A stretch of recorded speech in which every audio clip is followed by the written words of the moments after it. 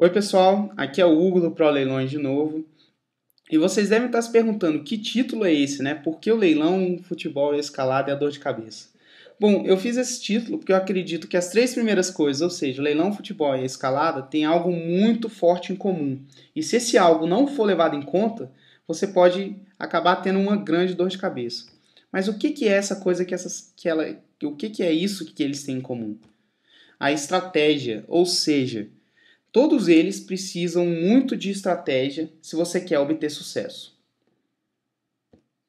Bom, o futebol eu vou pular porque quando eu começo a falar de futebol eu acabo mencionando meu time e toda vez que eu menciono meu time eu ganho um monte de amigos, mas o problema é que eu também ganho um monte de inimigos. Então, como hoje eu não quero ganhar nenhum inimigo, eu vou pular essa parte. A escalada. A escalada é um outro esporte que eu amo fazer e é um esporte que exige muita estratégia. Por exemplo, quando você vai fazer uma expedição para escalar um alto paredão vertical.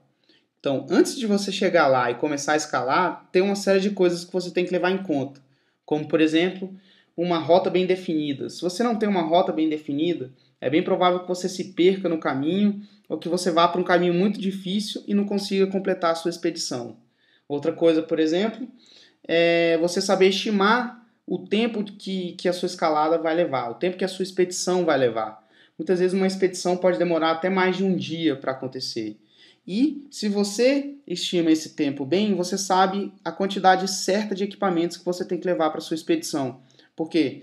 Porque se você levar equipamentos demais, a sua carga fica muito pesada, você pode se cansar muito fácil e não conseguir completar. Se você levar equipamento de menos, pode faltar equipamento e você ainda assim não vai conseguir completar e ter sucesso na sua expedição.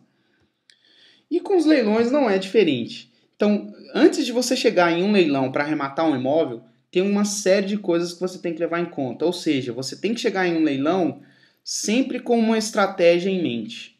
E para você formular a sua estratégia, você tem que primeiro conhecer como funcionam os leilões, quais são os tipos de leilões, quais são os riscos e benefícios de cada tipo de leilão que você participa. Porque se você chega em um leilão e arremata alguma coisa sem levar nada em conta, é bem provável que você tenha uma grande dor de cabeça com o que você arrematar. Bom, então, quais são esses tipos de leilão? Bom, existem os leilões privados, os judiciais e os extrajudiciais. E existem ainda as licitações, que não são leilões propriamente dito, mas tem um processo parecido e é da mesma forma um bom ambiente para se encontrar oportunidades de comprar imóvel abaixo do valor de mercado. Leilões privados. O que é um leilão privado? Leilão privado é quando alguém resolve vender um bem que é seu por meio de um leilão. Isso é muito comum de se ver acontecer na internet, em grandes sites especializados como Mercado Livre e eBay. Mas em se tratando de imóveis, essa é uma prática muito pouco usada. Já os leilões judiciais acontecem quando um juiz leva um imóvel a leilão através de uma execução judicial para que, com o dinheiro arrecadado com a venda desse imóvel, ele possa pagar uma dívida judicial que o dono daquele imóvel tenha. Por exemplo, um caso que ficou famoso e que vocês devem ter ouvido falar foi o caso do Romário, que deixou de pagar a pensão para a esposa, tinha dívidas de condomínio atrasadas e tinha um monte de outras dívidas e não tinha dinheiro para pagar nenhuma dessas dívidas e com isso teve a sua cobertura luxuosa no Rio de Janeiro leiloada para poder pagar essas dívidas que ele tinha.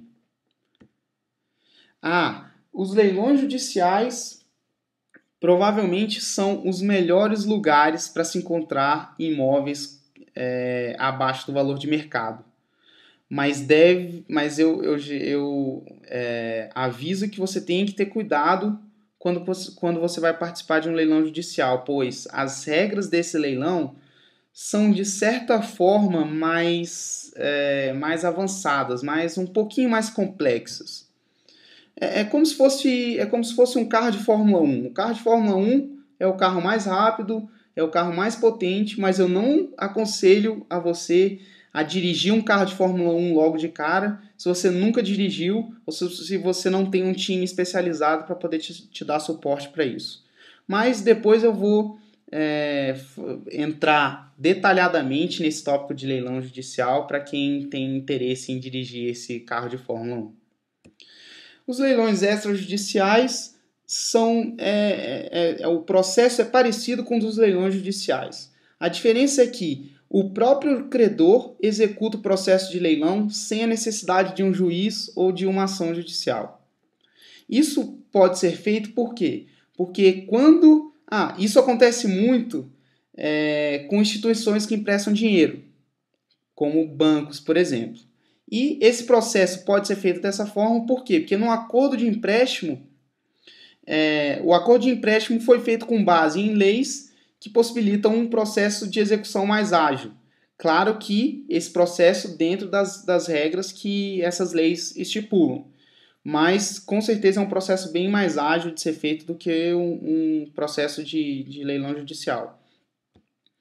Como um exemplo disso é uma pessoa que vai na Caixa Econômica Federal fazer um financiamento do imóvel e, de repente, para de pagar a prestação do imóvel. Então, o que a Caixa faz? Ela executa e leva aquele imóvel a leilão para poder pagar a dívida pendente daquela pessoa.